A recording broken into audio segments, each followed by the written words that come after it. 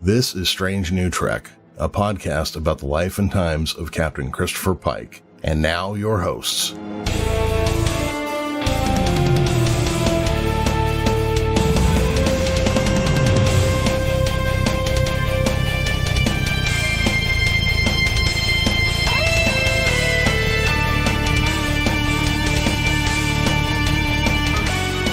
A starship can be a very empty place, especially when your co-host and chief engineer have gone missing for several weeks. I am your host, Captain Jeremy Vilmur, and joining me this week is Commander Dog and our xenoanthropologist with the concentration in combat and esports, Dave Lee. What's happening, Dave? Wow, that is the most prestigious title I ever had in my entire life. Well, you know. We try to do things that big over here. Or should I say, oh my. That's pretty good. That's great, actually. Thank you. Yeah, thank you for making me smile this morning. That's I got to really appreciate that. Nice. Mm-hmm. So, Dave, yes. You have a couple of, you have a primary, but I believe you have a couple YouTube channels. I do. Why don't you tell us about them real quick?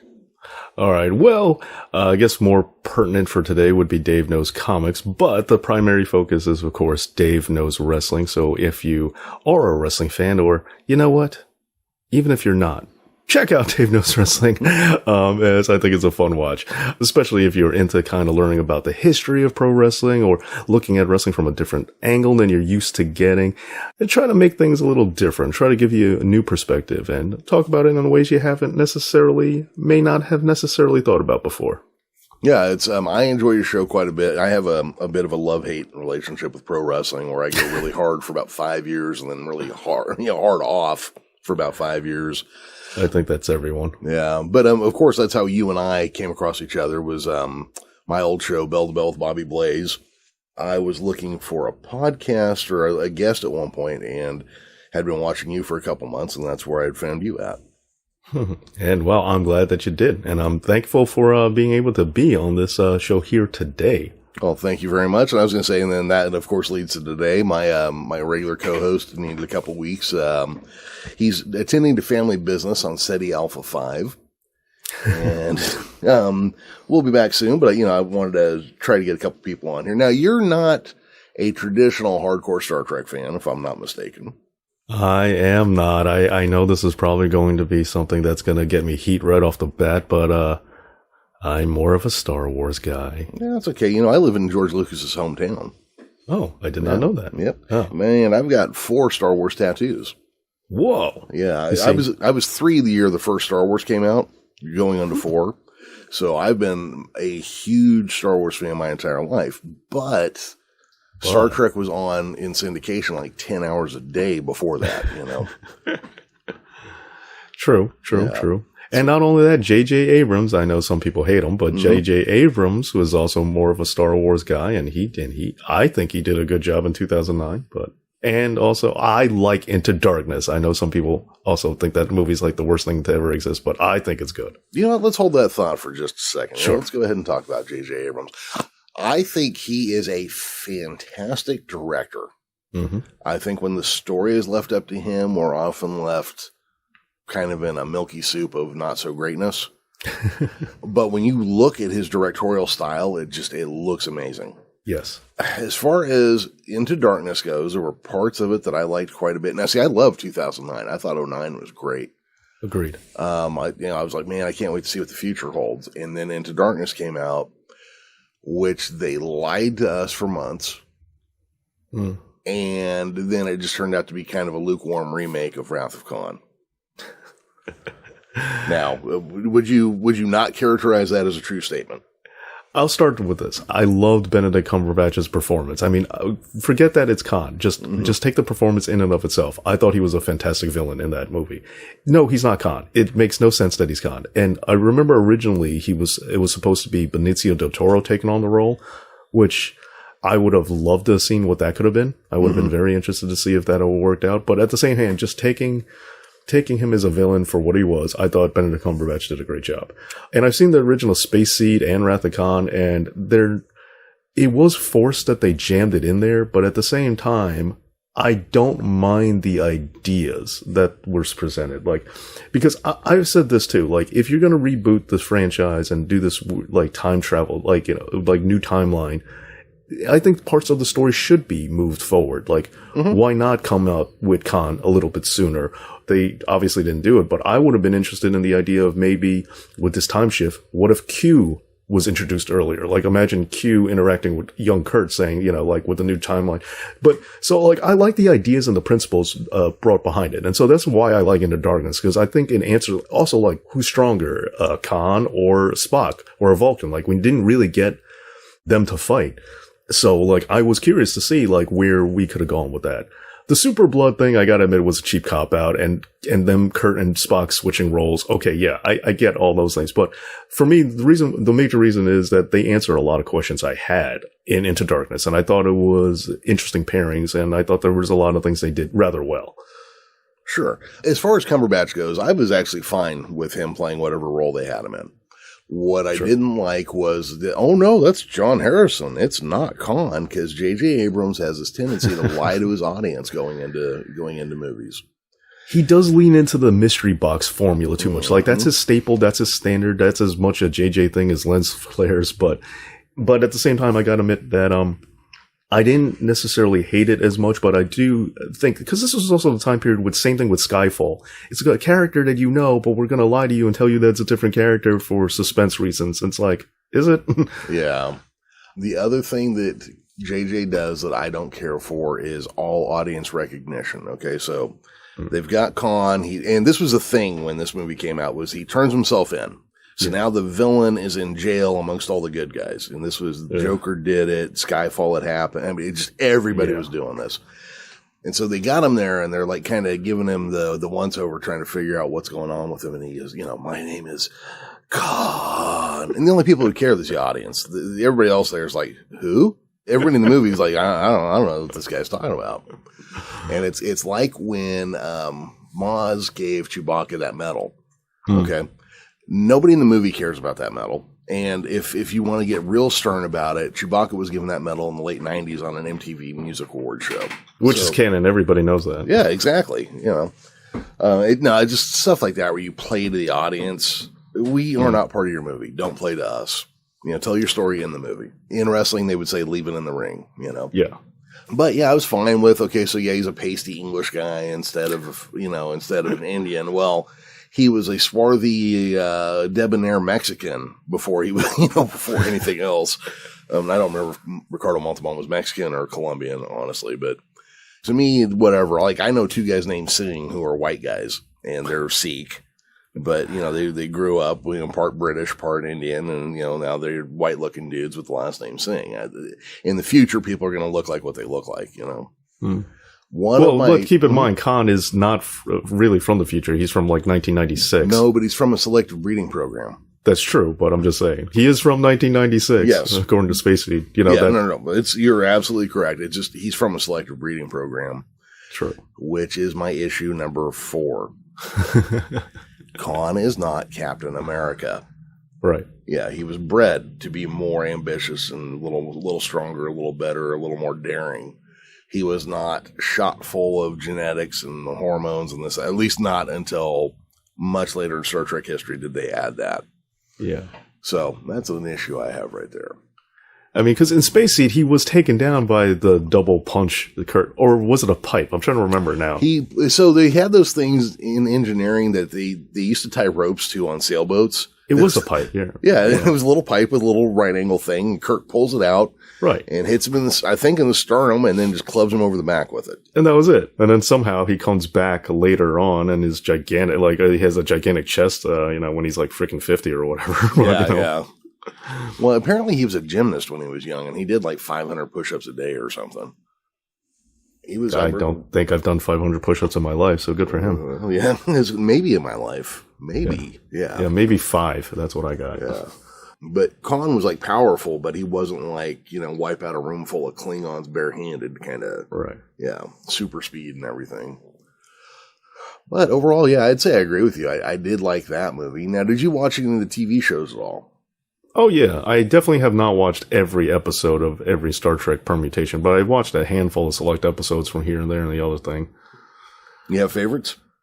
Favorites? Well, I'm a huge Riker fan, so I like the Next Gen episode where there were 2 Rikers just because I was like, yeah. And I know Riker is pretty much just Captain Kirk again, but still. No, it's not true. Riker has a beard, baby. That's different. That's right. Well, yeah. So I've always liked Riker. I always thought he was really cool. For some reason, I like Riker more than Kirk. I don't know why, but I've always liked Riker. Do you think it might be that he was slightly more modern sensibilities than Kirk? That's part of that. Like, he was a little more level-headed. He wasn't quite as wildly emotional as Kirk was. Yeah, they did the thing with the Next Generation where they kind of initially left Picard was in the background as captain, and First Officer was really kind of the lead role. And then in season 2, they had, William Riker as the First Officer was your Kirk role, Dr. Pulaski was your Bones, and Data was Mr. Spock. Yeah. Which I thought was kind of interesting what they were doing there. It's just a lot of people did not care for Dr. Pulaski. And season 2, while it was miles and miles and miles better than season 1, it was still pretty bad. Well, the whole thing about Next Gen was, like, the thing is, I understand Roddenberry's plan that, like, because Roddenberry really didn't want conflict or anything like that. And I get it, because in this future society that he's crafting, like, yeah, no money, no qualms, no, humanity works together. I understand that, but man, that does not make for good TV. No, it doesn't. I mean, conflict is what makes TV. Exactly. Yeah. Imagine wrestling with no conflict. Right. Everyone just works together harmoniously. Yeah. I want to win the belt. Okay, how can I help you do that? Here, let me lift off for you, and you can slam me. Right. That would be pretty bad stuff, yeah. ROH came across like that sometimes. I was going to say, that's some of the complaints people have about AEW now. Yeah, that's, I think even more so than ROH back in the day, that's some of the complaints about AEW. Absolutely. As I've heard it called All Friends Wrestling or something. Yeah. So, because you bring up Riker, and I wanted to talk a little bit about technology, and just so this show, we actually focus quite a bit on the new show, which is Strange New Worlds. Yes. Which is where they've picked back up with Captain Pike before Captain Kirk took over the Enterprise. But me and my co-host are both like gigantic, if you scratch us, gigantic Star Trek nerds that can probably just randomly grab a topic and run with it. So I figure while he was gone, I'd go ahead and get into a couple things that we wouldn't normally talk about. And one of the ones I approached you with, because you seem to be a research-heavy kind of dude. Me? I wanted to go ahead and talk a little bit about different technologies in Star Trek. Yes. And since we already brought up transporter-cloned William and Thomas Riker, let's talk a little bit about transporters to get us started and see where we go. The first thing I got to say about, like, the transporter or any of the similar technology that I've had an issue with is that I feel like a half a dozen of the episodes of Next Gen, if not more, had to do with some sort of weird transporter malfunction that creates some weird anomaly. And that's like what they, like, because like there was also one where like Geordi became like, where nobody could see Geordi and he was like walking through everything. Like, oh yeah, like, it was such a reoccurring like plot device for him. So, I understand its purpose, but I just want to point out how I think it was an overused tactic. But that's just my opinion. Well, originally when it was created, it was a money-saving device. Yes. Just so they wouldn't have to try to land a ship every week, which you figure back then that model of the Enterprise was like 13 or 15 feet long. And you try to shoot that thing landing, that would have been your whole budget. So one of the things I had always thought with the transporters, and maybe this is just because I listened to Dr. McCoy too much, it always seemed to me, you go onto a transporter pad and a copy of you gets off somewhere else and they kill the original you. Yeah. Like the Prestige, yeah. Yeah, that always bothered me.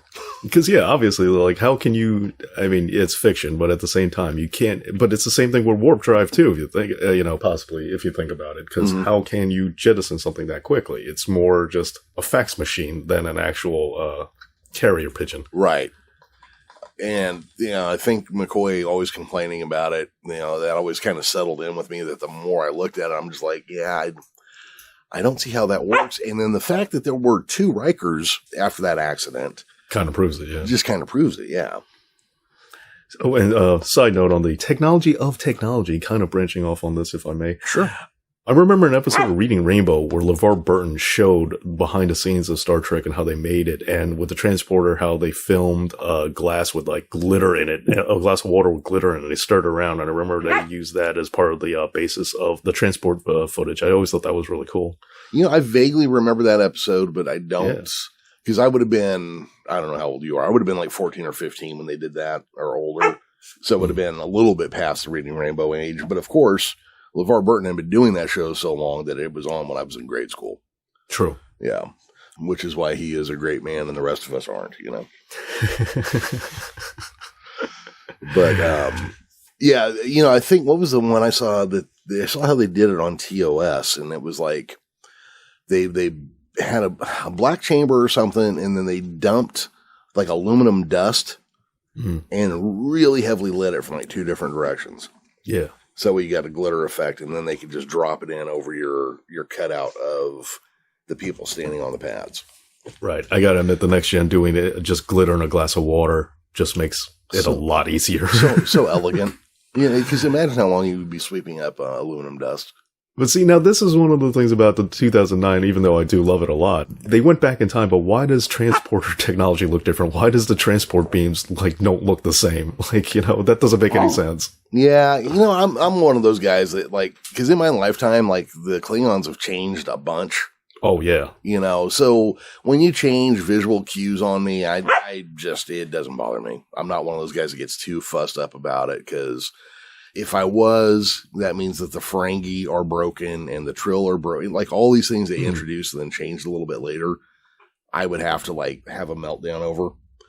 Yeah, fair enough. I mean, that's the thing for me. It's like comic book continuity and even wrestling continuity. A lot of people are very strict about it, and it's like Star Trek being like, you know, another nerdy thing you think would be, but when you look at Star Trek continuity, a lot of it is kind of like, even that Riker episode, they never talk about the, Thomas, I believe is he started going by, but they never talk about him ever again. He showed up on one episode of Deep Space Nine.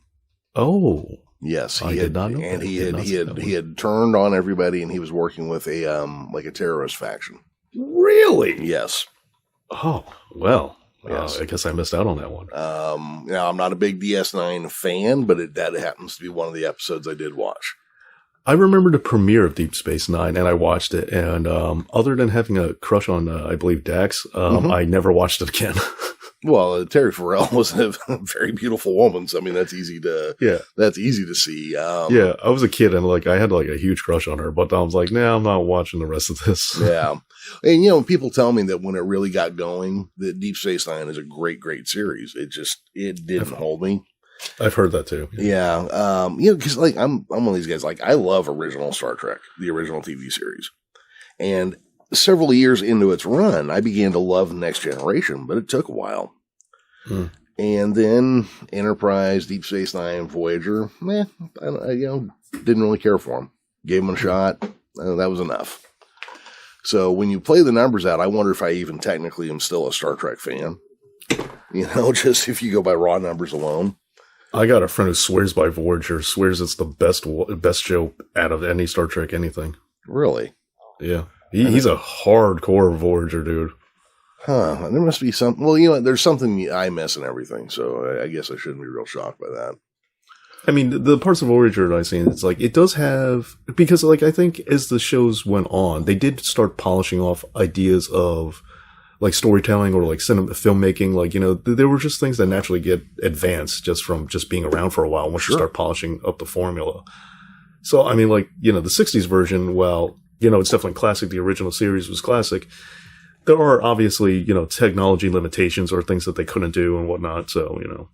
Oh, absolutely. That's, was it 2007 is when they came out with the remastered version of the original series and put new effects and stuff in. Yeah. And I have not seen an episode of the unretouched version since then. So 15 years now, right? Right. And then I went back and I was watching a clip. I think it might have been from Space Eat or something. Or no, it was Mirror Mirror. Mm-hmm. And for some reason I looked it up on YouTube, and the clip was from the original show. And I forget how bad blue screen effects were back then, but the ship was was only 2/3 opaque in every shot back in the day. Right. Yeah, because the lights made it kind of bluish, so it just bled right into the optical effect. Yeah, it's kind of like the Battle of Hoth. If original Empire, you can see like when they have the POV from the cockpit, you can see through like the you can see through slightly through some of like the window frames and everything like that. Oh yeah, yes, you can. And their composite shooting, yeah. You ever wonder if maybe with Captain Kirk being wildly emotional and only roughly living a sixth of Spock's lifetime, if maybe Spock thinks of Kirk as his dog?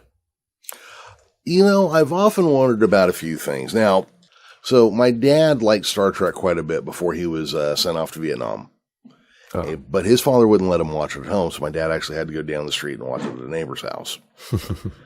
So when my dad gets home from Vietnam, now his dad has been watching it in syndication and loves it. So first off, my dad's like, oh, sure, I had to walk 2 blocks to watch it, but, you can just sit here, but whatever, But when I was talking to my dad when I was a kid, what he told me one time, he goes, I love that show until every episode became Spock had a new superpower, and that's how they got out of it. Yeah, there comes a point in the original series where I wonder if the whole crew isn't just like Spock's version of sea monkeys.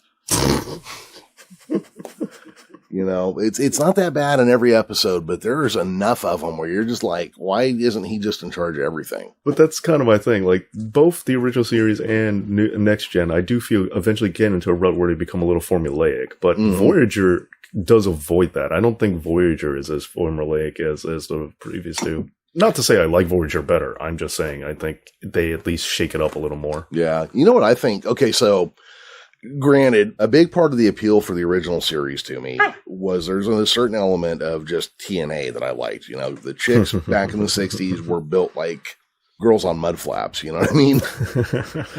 But Voyager, I remember I looked at Voyager as being kind of jaded when I was younger, because when they added 7 of 9, even when they had them dressed in Borg costume, you're like, so you guys are like literally just trying to wave a bikini girl out there to get somebody to watch this show now. Well, I think they succeeded, though. Well, yeah, they absolutely did. I'll give them points, but it just seems so jaded and craven to me. And I was in my 20s, so I was already like in a kind of, I don't know what you would call that. Just like I looked down my nose at everything at that point, just like marketing. Our marketing people are just trying to take your money, And that was the feeling I got from that, Hey, fair enough. You weren't wrong. Mm-mm. And that's why when they brought out Enterprise and immediately started off with Jolene Blaylock on the cast, I'm like, oh, okay, so I see what we're doing here. I worked on the last show. Let's try it again. But again, that was also me just being super cynical as well. Well, did you like Picard, the show? You know what? There were things about it I liked and things I didn't. Whoever Patrick Stewart is playing is not the Jean-Luc Picard from the TV series. Right. I don't know if that's the same Picard from the movies, which were obviously in a parallel universe. Yes. It has to be. Yeah. In the show, he didn't care about being a Borg. He had zero emotional stake. Like, you talk about Data, but I mean, seriously, like, I think Picard had less emotion somehow than the robot.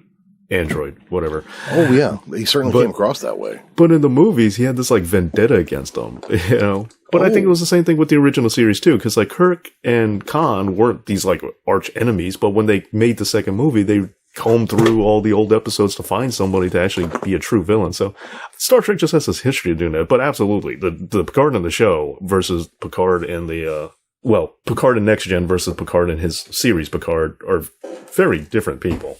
Yeah, and look, people do change over time. I'll give you that.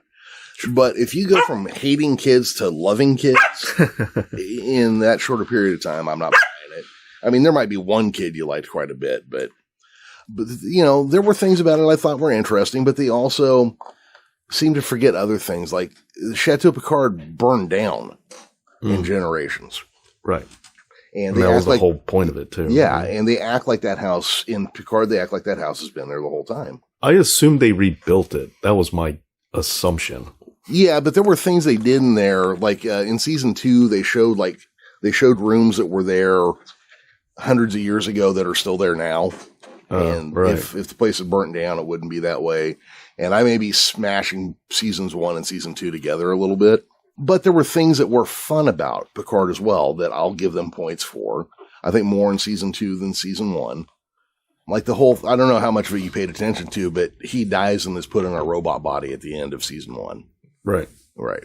And then season 2 starts, and instead of them being on a freelance vessel, now everybody's back in Starfleet. Yeah. They just kind of like looked around and went, okay, well, nobody liked this feature of the show, so let's go that way with it. But that being said, there were things I like. Sometimes time travel stories are fun. But yeah, overall, no, the very different characters, and that's the way I feel about the movie of the Next Generation series as well. Picard's not the same in there as he is in the TV show. I mean, I hate Insurrection and I hate Nemesis, but I loved First Contact and I love Generations. I thought Generations was great. And Malcolm McDowell, again, this is like the Benedict Cumberbatch thing. You sent Malcolm McDowell in as the bad guy, so I'm like, you pretty much sold me off of that alone. Yeah. I thought Kirk died like a little punk, which I didn't really care for. And there were things in Generations that were okay. I kind of always felt like Whoopi Goldberg's Guinan deserved more than what she was ever given.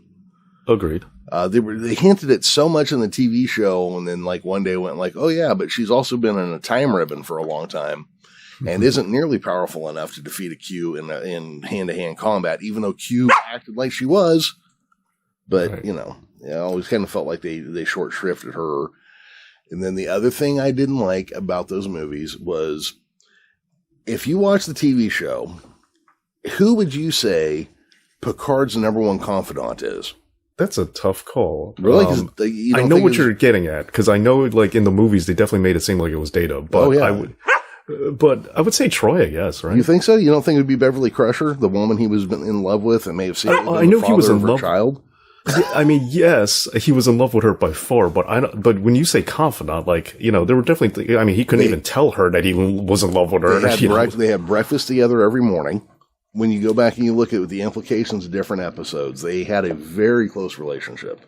They did. I mean, no doubt. But as I said, like, he couldn't even tell her he loved her until he had lived an entire lifespan in like, what, a half an hour or whatever. What's funny is my ex-wife and I, probably a year or two before we got divorced, went through and did like a rewatch of the first 3 seasons. Mm-hmm. And I came away from season 2 absolutely convinced that Picard was Wesley's father. Yeah. Not suspicious, convinced, 100%. That is Picard's kid.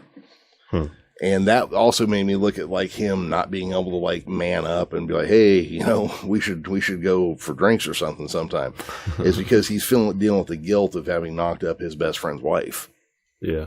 So I don't know. I always came away from that. But yeah, if you watch the movies, he loves Data. Yeah. He is the bestest of friends ever with Data. Right. Yeah, and that didn't quite work out.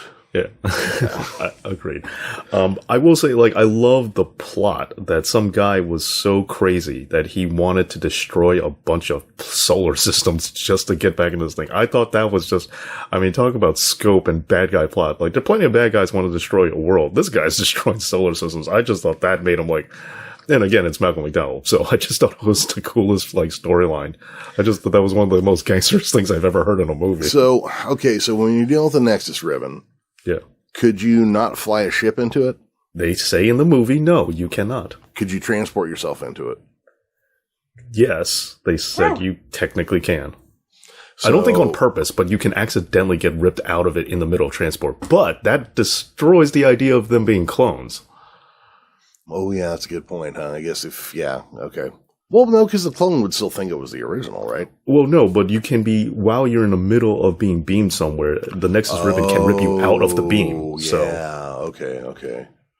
Because I was going to say, wouldn't it be easier just to steal a ship and fly right into it?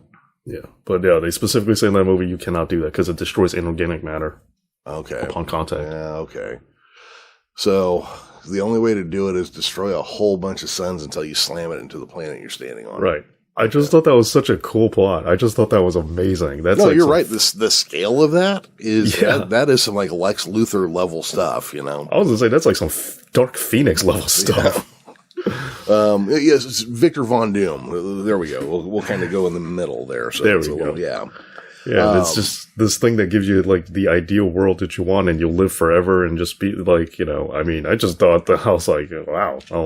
I just thought that was one of the craziest things I've ever heard. So yeah, I always love Generations just for the plot. Now, let me ask you this: since time has no meaning in there, Mm-hmm. Isn't it possible that somebody could go back in at some point and pull a version of Picard and Kirk out of there? Absolutely. Okay. That's a little dangerous thing to have running around then. But Sure. I always wondered about that. Somebody should be able to get them out of there. And shouldn't a Guinan been in there, like, ready to help them out, too? Well, she was taken out of it, though. Okay. And the only version of her that exists was an Echo. Oh, that's right. See, I haven't seen that one in a long time because I did not like it very much. See, I loved it, and I think there's a lot of good stuff. I understand, like, exactly what you're saying. Like I said, I knew where you're going with the whole Data thing, but, like, it's kind of like, believe it or not, like, Wolverine Origins. X-Men Origins Wolverine. I don't hate it because I can get past them ruining characters. It's like, if you can get, I can look at the story just for the story. And it's the same thing with Next Gen, the movies. Like, once you remove how many weird tweaks they've done to characters and just like, but if you just take the movie for what it is, I think there's a lot of good things in there.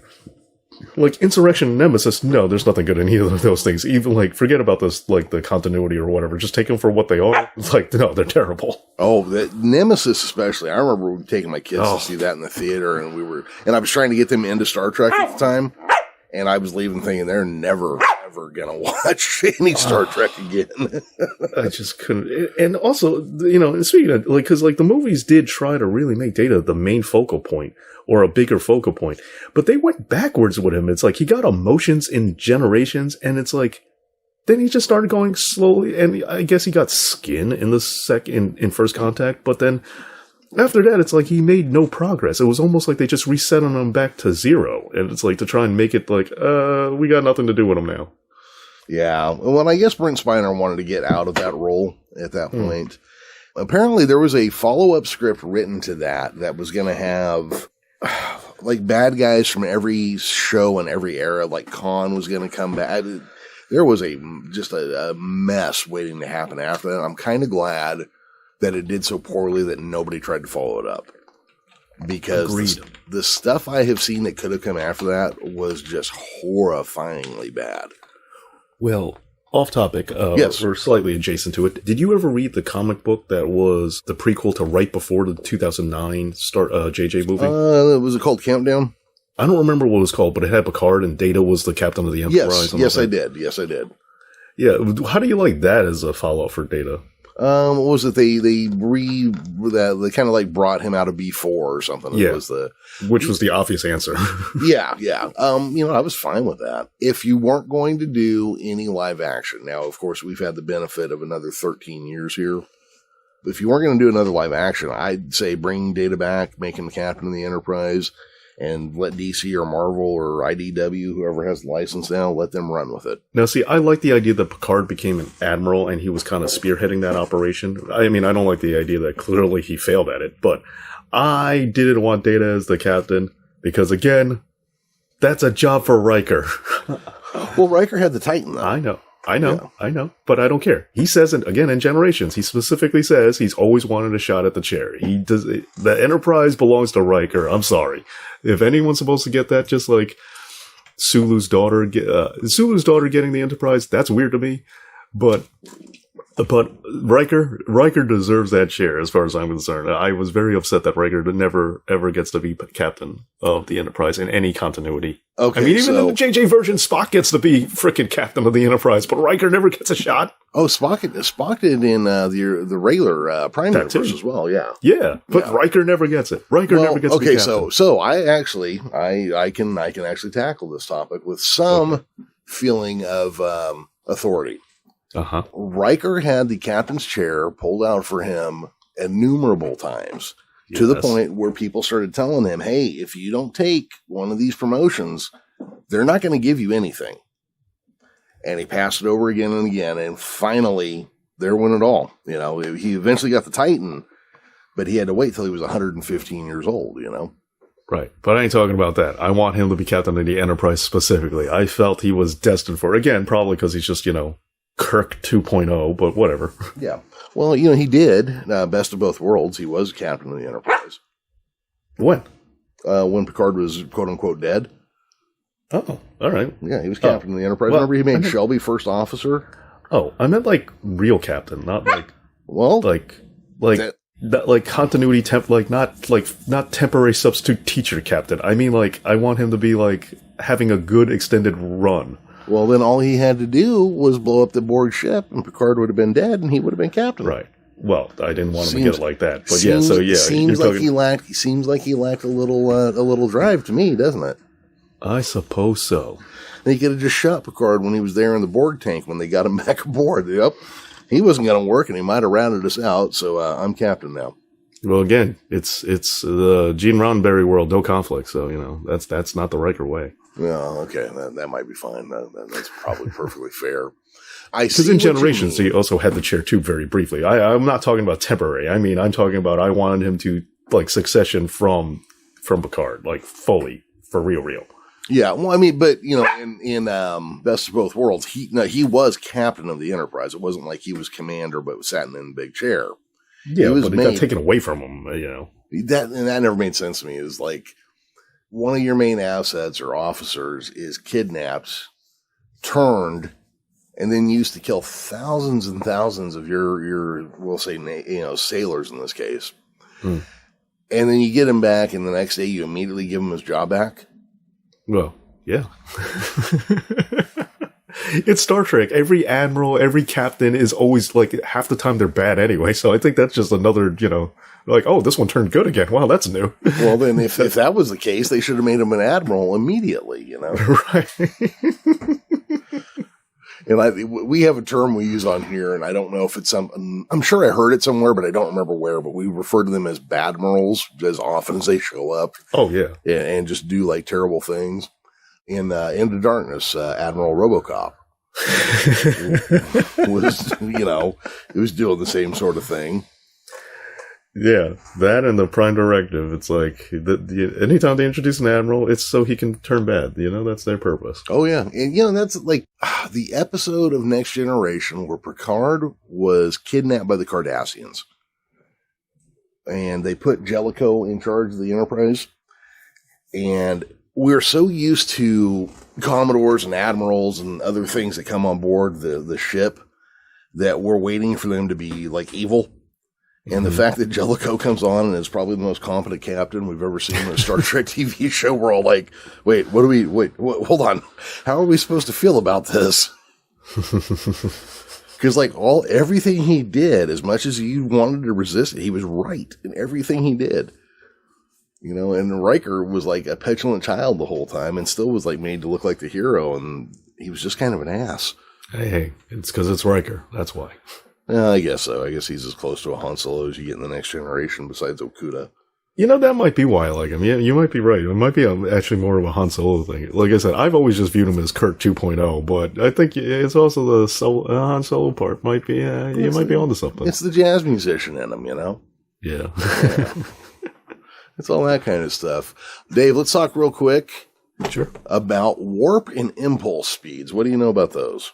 Warp and impulse speeds. I mean, moving faster than light being the mechanism as we described in First Contact as what proved to the rest of the universe or the rest of the galaxy that mankind was a more advanced form of life. So very, very important. And also created by Mr. Cochrane. Yes, Zephram Cochrane. Zephram Cochrane, who Geordi went to the high school went to Zephram Cochrane High School. Okay, so I always had a bit of a thing here because I thought in the original series they said that Zephram Cochrane was from Alpha Centauri. I've never gone back to watch it any closer to see where the mistake was. But, they obviously in First Contact they put him on Earth in Bozeman, Montana, which was actually kind of fun. I actually liked watching James Cromwell play that role because he vacillates so quickly between, like, this bold thinker and then a total chicken shit. He goes between those two things, like, so quickly. But there's also a scene in there where he asked them, he's like, do you know what my vision for the future was? It was dollar signs and topless women in Tahiti. Right. And I always thought that was maybe a barb at Gene Roddenberry. Because while Gene Roddenberry was, like, he was a very progressive dude, but he was also like, hey, all the chicks on the show should be naked and have 3 boobs. He checked out of Star Trek about partway through season 2 so he could start pitching other shows. and left it to flounder and die in other people's hands. And then when he was offered to make a movie, he just started pitching out such weird ideas that they had to get him off the shows. But, his whole thing was he needed to make money off of it, and he needed to do this, that, and the other. That I always kind of wondered if the Ephraim Cochrane thing was just like a real sly, like, you guys think Star Trek is this progressive, this, that, and the other. But it really just started as some guys, like, adventure series where chicks wore miniskirts, I never even thought about that, but that's an interesting point. I just always took it as a never meet your heroes kind of thing. Oh, absolutely. I'm not going to say that was even the only thing, if that was even the thing that was being done there. But I've got a friend who, he's an editor. He did a lot of stuff with Blue Moon and those guys back in the day. And he's a big Star Trek fan. Like, this guy has had more deep thoughts about Star Trek while he was asleep than I've ever had in my whole life, But he and I were talking one time, and he goes, look, man, he goes, for me, Star Trek's about 3 dudes with gun holsters on, beaming down to a planet. And they're either going to talk a computer to death, punch something, shoot something, or sleep with someone until things go their way.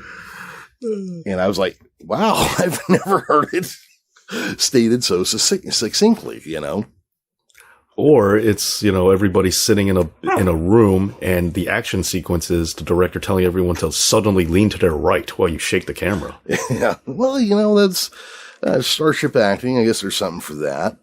Yeah, there's something, all right. Yeah. But going back to the warp thing, I do want to point out, or I am curious about this, because like with Star Wars, the biggest joke was always that they zip across the galaxy in like 2 minutes. Yeah. Where it's like the idea of the physics necessary for that, like how fast could they possibly be going? But then eventually Star Wars with The Last Jedi, they did the whole jump thing. They mentioned space jumps, which is now Marvel, like MCU has done that too. And so I think that warp technology wound up, at least it was an explanation at first. I actually think now it's at the point where it goes backwards. It's actually the less efficient fictional narrative, because how exactly does this thing go warp speed and not hit anything? I mean, yeah, I guess it's theoretically possible. There's tons of empty space. But what happens if you collide with anything, even the smallest amount of whatever? Just a piece of dust at relativistic speeds is enough to rip your ship into the shreds. Exactly. And yeah, it's empty space. I get it. But, I'm just saying, like, you can't warp from a solar system to a solar system. You've got to be warping only in pure, complete empty space. So that deflector dish at the front of the ship is actually there to push stuff out of the way of the ship, including particles. In Star Wars, remember as they get ready to jump to light speed, they always have to wait for the computer to do something. That computer is actually calculating a route where there's nothing between them and their endpoint. Well, look at that. Yeah, so that's why I think Han Solo even says something like, if that doesn't do its job, we're going to fly right through a sun or hit a planet or that sort of thing. Right. But yeah, so the way I understand warp speed is that when those engines kick on, a bubble forms around the ship, almost like a magnetic field. But it drops it into I think they call it subspace, I think is what they call it in Star Trek. Drops it into a universe where things can travel faster than light. Right. So now it can traverse at this speed, and it's basically being pushed along by this field, and then that deflector dish up front shoots out this constant wave that keeps things from being right in front of it. But that being said, you're right. If there was, some solid body, you should be able to like park a ship right in front of them and destroy the whole thing then, if that was the case. Seriously. Yeah. And another small detail, since you brought it up about this, where exactly is the con located on the Enterprise? And I have I'm bringing this up for a reason, but. Okay. The right-hand side, if you're sitting in the captain's chair, I believe the right-hand side is the navigator, so the con would be the left-hand side. Oh, I'm sorry. Where's the bridge? Where's the bridge located? Oh, the bridge is okay. So, pick any Federation ship that's the standard, saucer and warp nacelles. Right. The very center of the saucer, on the very top, is where the bridge is. But here's my question: why would you put it there? Because that's where ship bridges used to be back in World War II days. But if we're dealing with it's the exact same thing we were talking about the warp speed and possibly hitting and stuff, isn't that extremely vulnerable? Yeah, but also remember that part of the vision of Star Trek was these were not military vessels. Oh, that's true. Yeah, that's a good point. That's a good point. And this is one way they could actually point that these are not military, because why would you have your main target with all your primary positions right there, They were only supposed to, engage militarily if nobody else was available. That being said, it's still not a great decision. That should be at the center of the mass of the ship with all sorts of stuff around it. I do wonder, on Earth, in the Star Trek world, is there still a military or still police? They show them in 09. Yeah, that's true. They show the police, the little robot cop, but they don't show, but do they have an army? And what do they do? Because doesn't all humanity live harmoniously ever since we've all been united when we found out that we're not alone in the universe? With each other, yes, but not with alien species. That's why, you hear, especially in Next Generation, when they're like, oh, on Earth, we don't have money or this, that, and the other. And then everybody extends that to the Federation, but it's actually just Earth they're talking about. Right. Earth is a utopia. Other parts are not. And that's why, the Federation headquarters is in San Francisco, or Starfleet's in San Francisco, and Federation is in Paris. Oh, I should not know that. Yeah, because we're this utopia here, and other worlds in the Federation are not. Huh. And that's, one of the other things that kind of cracks me up when you watch Star Trek. Here we are, we're part of this Federation of planets with hundreds of species, right? Yet every time we're shown a Starfleet vehicle or vessel, it's crewed with humans. Oh, the budget only goes so deep. I know. I get the realities of it, right, but the optics of it are not good. I agree. Yeah. And I always wondered if there was something more human about that establishment that everybody else just paid into. It's kind of like America, we have this huge military presence all over the planet. And we get a little bit of money through the UN, or not the UN, from NATO and these other things to maintain that. But nobody else really pays it. Maybe it's the same way. Humans have Starfleet vessels all over the place, and everybody else kicks in a little bit to help out. I don't think so, because, again, going back to Malcolm McDowell, he is a straight-up alien, but he looks exactly human. So, I don't think it's a whole, U.S. or Starfleet just colonizing or populating with soldiers or whatever. There are some alien races that are completely devoid of humans, and they are just human, part 2. Yeah, and that's that, that budgetary thing, the human alien. Because they used to show a lot of those, especially on the original series. Yeah, that's an alien. They look exactly like us, but that's an alien. And also remember, there's an Alice in Wonderland planet for some weird reason. Uh-huh. Oh, yeah, it's Shore Leave. That's a great episode. I would not classify it as great, but okay. Oh, well, it's a lot of fun, because, you got McCoy. McCoy actually gets some, young, hot 22-year-old chick who won't leave him alone, and he's like, I'll just pretend to be Southern and drunk the whole time. Here's a random question I have for you. Yeah. When exactly would you consider Vulcans and the Romulans? Yeah. What point in time do Romulans and Vulcans become different species? Well, as far as I can tell, they were still technically the same species. They should still be able to breed together without any real difference. But I would say... Yeah, but humans and Vulcans can breed. Well, okay, so... the breeding factor doesn't matter. I'm just trying to say, at what point in time did they start becoming different species? I would have to say that was at least 5,000 or 10,000 years. Yeah. It has to be long enough ago that Vulcans had no idea that it happened, or have forgotten that it happened, because that episode, Balance of Terror, Spock is so shocked to see Romulans that look like Vulcans that he's like, if these people are an actual spin-off of my race, we need to blow them up and blow them up now. Because pre-logical Vulcans are so dangerous, we can't mess around with it. But I would figure it has to be thousands of years, because it has to be literally forgotten. Right. Yeah. But that's what I wondered. That's exactly what that's just one of the things I've wondered. Yeah, I'm sure Memory Beta or Memory Alpha probably has an answer. Somebody's probably answered that, but probably not satisfactorily. Probably not. Yeah. Because every time you read into something like that, there's these huge, they always put it too recently, and then there's this huge story. Nobody would have forgotten this in that amount of time. True. That'd be like us having no memory of the Civil War. I was going to say, or us having no memory of World War III in 1996. Yeah. Which I don't. Oh, you forgot about that? Yeah. Yeah. I can't believe it, yeah.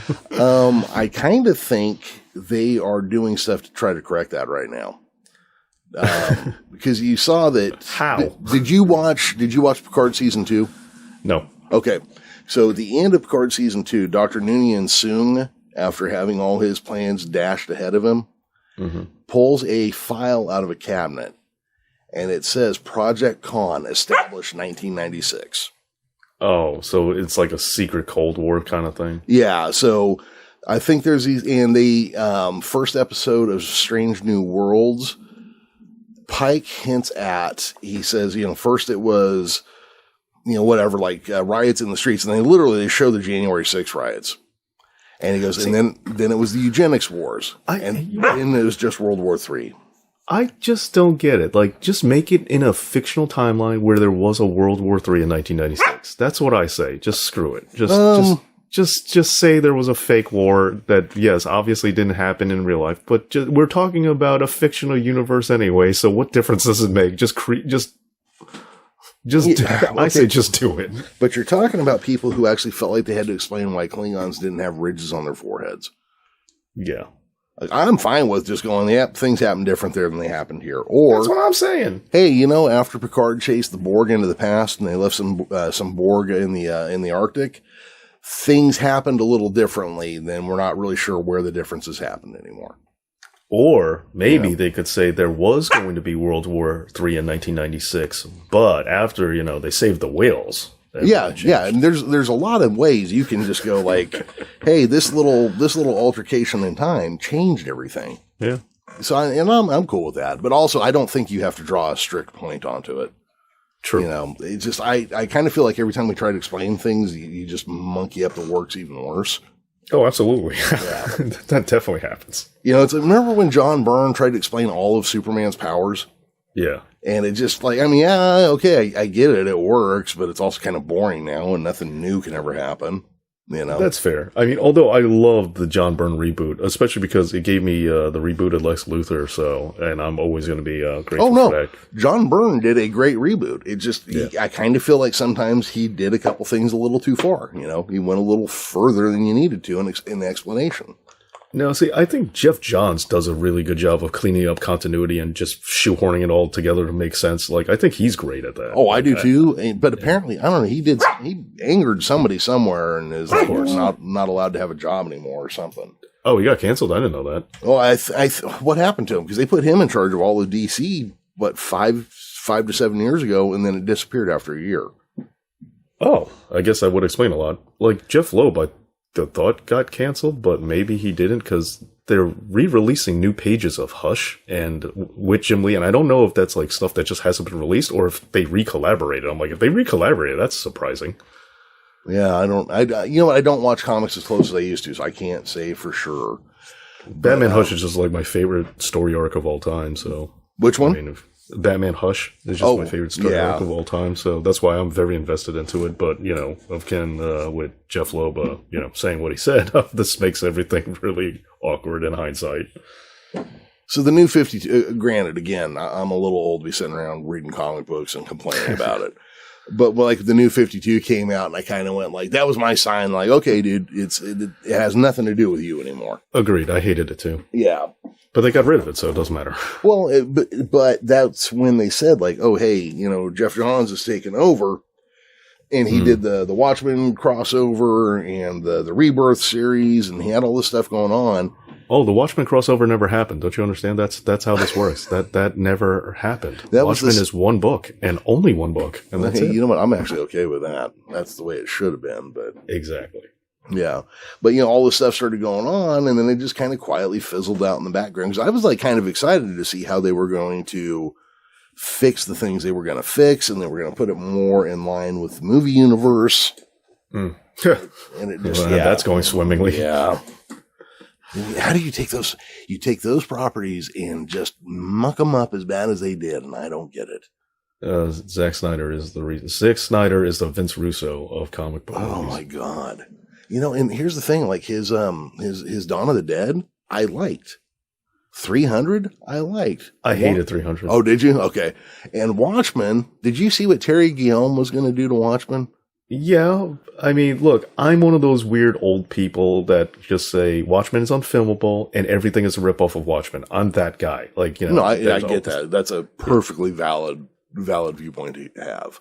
Yeah, there's always that guy. I'm one of them. I'm glad to see you're one of them too. But yeah, Watchmen is unfilmable. That's just the way it works. I feel like Zack Snyder got as close to filming Watchmen as you can get. Nope, disagree.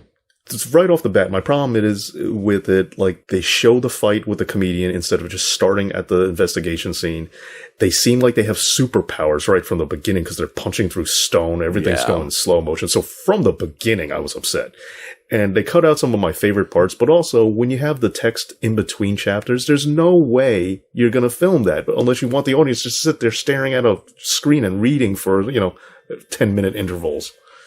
You know, they did a version where they did the Black Freighter stuff. Yeah. I despite me talking about how much I hate this, I actually own that. I actually own that on DVD. So the extended Crazy Psycho version. So. Yeah. Now that one actually, its runtime hit too long for me to actually sit through. Yeah, but so as much as I'm complaining, I physically bought it like a crazy person. So, but I appreciated the fact that they actually attempted it because there were like 2 complaints about it, about his Watchmen. It was like, oh, where's the Black Freighter stuff? Because that's where you understand Ozymandias. And then there's, what about the squid? And I'm just like, man, if you wanted that movie to be 19 and a half hours long, address those 2 things. No, the squid, well, see, that's my other issue too. They extended other parts that didn't need to be done. And if we cut out all the slow-mo, that movie cuts down in time real quick. Yeah, I'll give you that. But also, Under the Hood was actually my favorite part of the series of Watchmen that was taken out that drove me crazy. So. We got a little bit of that with the extended version, and that's pretty much why I bought it, because I wanted the Under the Hood parts. Gotcha. Did you see HBO's did you see HBO's miniseries of Watchmen? I saw a little bit of it, gave up. I'm like, don't like it. I'm out. Okay. And see, I liked it quite a bit, but I could certainly see where somebody, because I remember as it started, I'm like, this is Watchmen?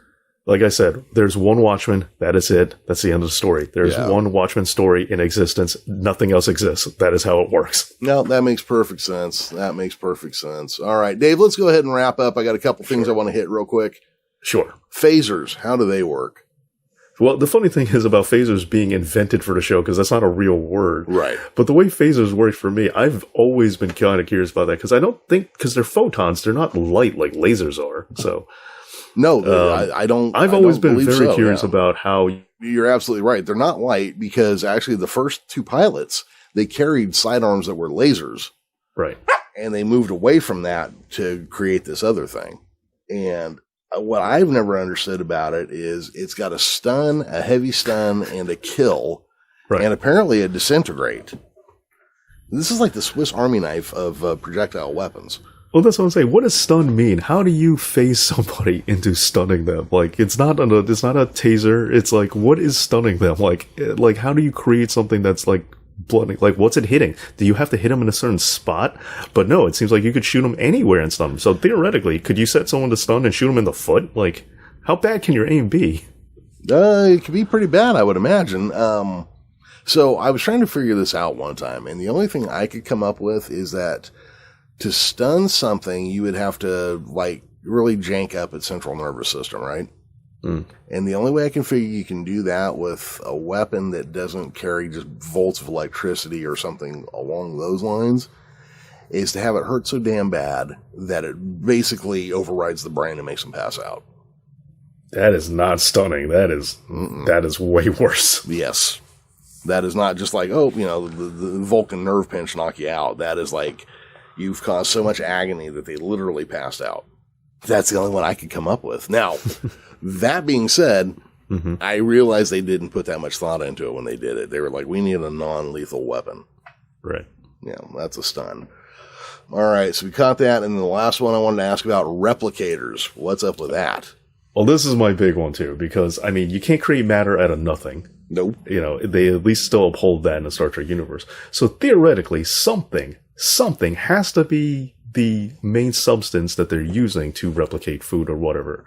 Something that versatile. Now, there is a cooking show called Good Eats, and in season 3, okay, so I don't know how far off the rails I'm going right now, but in season 3, it's hosted by Alton Brown. Alton Brown proposed that the replica must be holding tofu, because that's the only substance so versatile that contains as many nutrients as needed to sustain life. possible that is being transmutated into all the different foods that the replica makes. I could totally see that, because you often hear them talk about, like, they get a turkey or something, and not quite the same, but, whatever. Now, on Discovery, they push that ship another 1,000 years into the future. Mm-hmm. And the Federation's kind of like on its back foot, gotten its ass kicked. It's like hiding out from other people.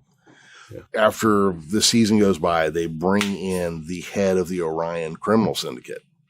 Mm-hmm. And she's eating an apple, and the Admiral of Starfleet, or Grand Admiral, or whatever that position is, says to her, he's like, "Hey, what do you think of that?" And she's, "Oh, it's pretty good." And he goes, "That's our shit." So he literally says that, like, their waste products are part of what they get food from. So now I went and read some stuff on, and I should have probably taken notes at some point, but on Memory Alpha, they said that basically, there's the stores of some kind of proteins that they use this, and it can be used to replicate similar to whatever you're asking for. And then everything that's not used, including the cups, plates, and forks, and napkins, are then broken back down by the same technology and put back in the stores. And then when they said that about the waste product, now my background is plumbing, Dave, and I honestly believe one of the only things that separates human beings from other animals is plumbing. Because, it's a sanitation thing. And, we wash our hands, we move our waste product away by actually moving it away. So when you show me something in fiction, I often look at things and go, okay, so what's the sanitary process? Where does everything go? And now that the fact we've never actually been shown toilets on the Enterprise makes a lot more sense. Gotcha. Yep. And ew, but gotcha. Yep. But you figure water reclamation on something that big, just, everything that would be involved in every step of keeping that ship that size running, and processes working, and water flowing, and just everything in there. You would have to recycle everybody's urine and air moisture and everything else you can get your hands on, and hope that you keep the system sealed enough that you have enough fresh water on hand once it's clean that you'd be able to still go. So now I'm a firm believer that everything on board the Star Trek ships is recycled. Well, see, you just bring on another weird question for me. Mm-hmm. It's like with a holodeck, when they're in water, it's like actual water. Where is that coming from? So, like, are they being able to just create water on command? That's a good question. Because you know what? I remember in one of the episodes, somebody falls in it, and they're like, and they come out and they're actually wet, and they're shocked that they're still wet, because that hasn't been traditionally part of the holodeck. Right. So, but there you go. So maybe they're not. Maybe they have synthesized, water somehow. Well, you know what? I mean, it's just hydrogen and oxygen. True. Literally two of the most available things that we can find. Well, one of the absolute, it's hydrogen's everywhere. Right. And it appears oxygen is in more places than we realize. Yeah. But, you get the ram scoops at the front of the ship, on the front of the nacelles. I bet you they get all sorts of hydrogen. Mm. That's a good question, Dave. I'm going to have to put that in my notes. Good. We may have to come back to that one. Nice. Hey, man, thank you for doing this. I appreciate you coming on. Hey, thank you for having me. Yeah, I appreciate you letting me indulge myself with all sorts of crazy questions and things. All right, so if anybody wants to go check out your shows, where can they find you? Dave Knows Wrestling over on YouTube. I very much appreciate anyone who wants to subscribe if you want to join the Thinking Fans Wrestling channel. And you can also check out my work on Dave Knows Comics as well on YouTube. Fantastic. And I don't always watch your show, but I definitely, when you put out a topic I'm interested in, even though I don't do a lot with wrestling right now, I still watch your product quite a bit. I'm a big fan of the amount of research you put into it, and the entertainment value as well as the historical value. Hey, thank you so much. That means a lot. Thank you. And again, thank you for this great opportunity being on this show. Yeah. Well, we'll keep you on our Rolodex because you're a lot of fun to have on as a guest. Oh, thank you. And everybody else out there, if you have any questions, comments, or theories you want to run by us, hit up our website at strangenewtrekshow.com. or follow the links in the show notes for this episode in your podcast app of choice. Please rate and review / like and subscribe to us wherever you listen. It's one small step for you, but a giant leap for this show. Special thanks to Miguel Esparza for the Strange New Trek theme, and to Will Harding for all of his hard work on the YouTube department. And thank you for listening. Don't forget to set your phasers to stun, and join us next time when we're on the next Planet of the Week.